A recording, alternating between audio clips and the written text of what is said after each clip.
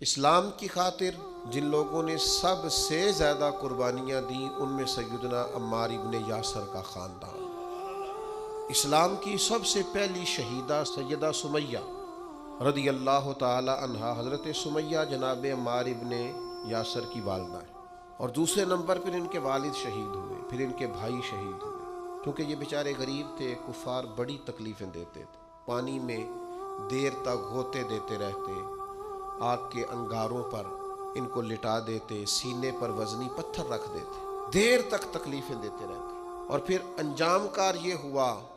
کہ ابو جہل نے پورے خاندان کو پکڑ لیا، آگ ہی لگا دی ایک دفعہ تو ان کے گھر کو، اور جب آگ لگائی تو نبی کریم تشریف لے گئے اور فرمایا صبر کرو صبر کرو صبر کرو،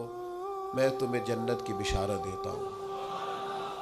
اور میرے کریم محبوب علیہ الصلوۃ والسلام نے ارشاد فرمایا کہ اے آگ، آل یاسر پر اسی طرح ٹھنڈی ہو جا جس طرح تو حضرت ابراہیم علیہ السلام پر ٹھنڈی ہو۔